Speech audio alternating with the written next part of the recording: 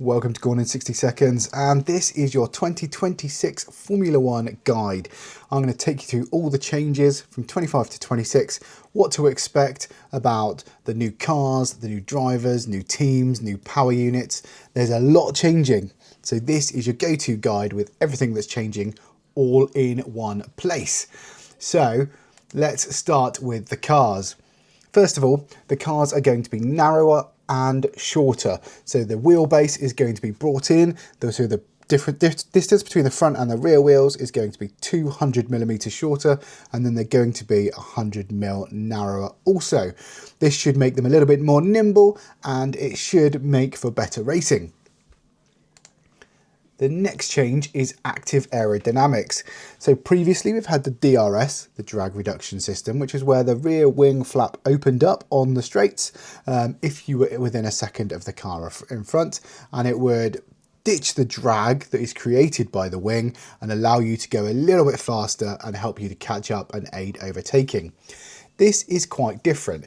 This is active aero in terms of the front and the rear wing. So both the front and the rear wings have active flaps that move up and down depending on whether you're on the straights or whether you're needing the downforce in the corners. This will allow you to maximize your speed through the different parts of the track rather than being compromised at different times. There are safety improvements to the cars also. So you've got stronger roll hoops, you have improved front impact structure design. So where the car is crash tested from the front, that's been improved so it must withstand more. There are also more side impact tests to make those stronger. So we've seen accidents in the past where someone gets T-boned, and that can be really, really dangerous for the driver. That all has to be much, much stronger. And there are new safety lights on the mirrors. So some big changes coming to the safety of the cars. Then the power unit, and the power unit is probably one of the biggest changes, and this could be something that completely differentiates different teams this season. So they stay on the same 1.5 litre architecture, so 1.6 turbo hybrid architecture, and they have an electric motor as they had before. Now they don't have the motor generator unit heat, which was something that was quite expensive and isn't really road relevant. So it is just now 50% of the power comes from the electrified battery and 50% comes from the internal combustion engine. Previously it was only about 20% of the power came from the batteries, so it's now 50-50. So they'll work equally together, and it just makes it a lot simpler and hopefully a bit lighter and a bit more road relevant. The fuel that's going to be used in the cars is also going to be 100% sustainable. So it's not like the petrol, certainly not like the diesel you buy at the pumps anymore. It is going to be 100% sustainable, made from biomass, etc. So that is a massive step forwards, and that could accelerate the path to the world being able to continue to use internal combustion engine cars, but using sustainable fuel, making normal petrol cars completely sustainable for the future. It's a great step forwards and absolutely trailblazing. It's going to be brilliant to see how well that works out in terms of filtering down to the real world. So the 2026 cars will also have a lot less downforce. We've come from an era which was called ground effect, where there were tunnels underneath the floor so the airflow would be energized, and it made cars faster, certainly, but it also made them much harder to follow. Now the reduction in downforce will probably slow down cars substantially. However, it will make them much more raceable, because one of the big problems you have at the moment is when you're driving your car and the air comes off the back of the car, it all gets munched up by all the different aero bits on the car. So the car that's coming in behind it hits that, and it's a force, and it does slow the person behind you down, and it can upset their tyres, and it can make it very, very difficult following somebody. So having less downforce should make for better racing, because it means people will be able to follow much easier. The fuel, we've already said, gone off fossil fuels, it will be fully sustainable, and there'll be no impact on performance with that as well. So it's already tested. They had it in F2 last year. It is absolutely brilliant. Now, there are 3 important words or phrases that you will hear next year. So DRS is gone. So you're going to hear these 3 phrases next year. First of all, you got boost, which makes maximum power available on demand. You push the boost button, you will get maximum power from the battery and the power unit activated by the driver at any time across the lap. Now, obviously, you have to manage your energy because you've only got so much that you can use during a race. You've got overtake mode, which is extra top speed at the push of a button, but when you're within 1 second of the car in front, just like DRS used to be. But this is digital, of course. You push a boost button, and this is only for when you're within the second of the car in front. So it should aid overtaking, and you'll be able to use it where you like around the lap. So you might want to use it in a different place to where someone else is using their boost. Remember, of course, you've still got this limit on energy. So you could see overtakes in really random places. You could see some very interesting strategy plays by using those modes. Last up is recharge, which is basically regenerative braking. If you've ever driven an electric vehicle or a hybrid, when you lift off the accelerator, the car will brake, but it regenerates and puts power back into the battery, and that's what recharge mode is. It gives the driver a lot more control about how they top up their battery and how they then use that energy. And there is a render of the new 2026 cars. Obviously, we're going to start seeing them all in January anyway, but that is what Formula One believes they're going to look like. So that is the new cars and the new power units. So the next thing to talk about is the drivers. So let's talk about teams and drivers, shall we? We're on the We Are The Race website. So McLaren are going to keep its pairing of Oscar Piastri and the world champion Lando Norris, who will have the number 1 on his car. Ferrari are going to continue with Lewis Hamilton and Charles Leclerc.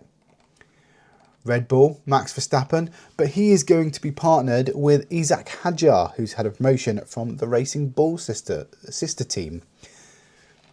Mercedes will be the same again with George Russell and Kimi Antonelli, and Aston Martin again unchanged with Fernando Alonso and Lance Stroll. Big thing to note about Aston Martin though is that not only will they have Honda power units instead of Mercedes this year, they are going to have Adrian Newey design the car, who is an absolute design guru. He's designed so many cars over the years that have won multiple world championships. And he is also going to be team principal, well, certainly at the start of the year. So that's going to be interesting to see how that develops throughout the year. Alpine, no longer powered by Renault engines, or Alpine engines, shall we say. They are going to be Mercedes engine customers. They're keeping the same drivers though. Pierre Gasly and Franco Colapinto continues. Haas again continuing the Ferrari powertrains. They have got Esteban Ocon and Ollie Behrman as they did this year. Ollie was obviously a rookie last year and started really picking up towards the end of the year, so it'll be really good to see how they compare throughout the year. The RB team, so the sister Red Bull team, has Liam Lawson continuing, and Arvid Lindblad has been promoted from F2. Important to note that the power units that the Red Bull teams are going to be using is no longer going to be Honda. They're going to be partnered with Ford and the Red Bull Powertrains division, all made in-house in Milton Keynes. Ford are a massive global partner now coming on board, and this is going to be fascinating to see how they get on. Of course, they have a long history in the sport. Williams continue again with Renault. Carlos Sainz and Alex Albon, a dark horse for next year. A lot of people think that they're going to be really competitive. Audi, a brand new team, but they're taking over from the old Sauber team. So Sauber is no more, and Audi are taking their place. They've completed the buyout, but they're continuing with the same drivers of Nico Hülkenberg and Gabriel Bortoleto. They will be powered by Audi engines, so it is brand new team, brand new power units, And this is a massive global brand coming to F1 and a really, really positive step forwards. Last but not least, Cadillac are the newest team on the grid, and they are a brand new team. They are the 11th team. Their drivers are Sergio Perez, who used to race for Red Bull, and Valtteri Bottas, who was Mercedes reserve driver last year. They are going to be powered by Ferrari engines for the first couple of years of their existence before moving to their own power units later on. So there's your drivers and your teams and who they are powered by. Last but not least, we're going to talk about the schedule. So the schedule is going to be very, very similar to what we've had in 2025. Going to start though with 3 tests. One of them will be behind closed doors, which is why it doesn't show on this website. And that's at Barcelona. That's just so the teams can get used to the new power units and get up to speed before the 2 tests in Bahrain, which are going to be televised. They're from the 11th of February to the 13th, and then the 18th to the 20th of February. Then the very first race of the year, the first race of this brand new era, is in Australia, followed by China, Japan, Bahrain, Saudi Arabia. Then Miami and Canada are now twinned, which is a big change because it brings them close together on the calendar as well as close together geographically. So it's going to really cut down on F1's global carbon footprint, globe trotting around the world as they travel from race to race. Then the first European race is Monaco, followed by Barcelona, Catalunya in Spain. Notice the name change. Then you've got Austria, Great Britain, Silverstone, Belgium, Hungary, the final Grand Prix, the final Dutch Grand Prix at in the Netherlands. Then you've got Italy, and then Spain has a second race because their new circuit in Madrid, the Madring, is having its debut. Then Azerbaijan, Singapore, USA, that is the Austin, Texas track. Then Mexico, Brazil, Vegas, Qatar, and season finale in Abu Dhabi. Will it be championship deciding race in Abu Dhabi again? Will we have 3 drivers at the end fighting for the world title as we were lucky enough to see in 2025? And who will be world champion? Have you got a bet? Pop it in the comments below and tell me who you think is going to be world champion in F1 in 2026.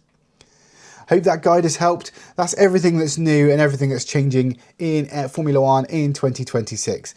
If you enjoy content like this, please do give us a like and subscribe, and we'll see you in the next one.